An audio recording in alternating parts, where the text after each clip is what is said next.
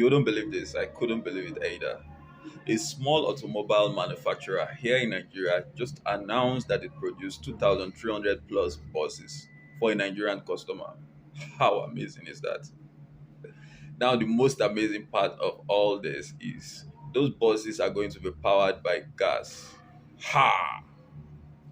Nigeria, 2,300 plus buses, locally manufactured, powered by gases. Ha! That one's sure.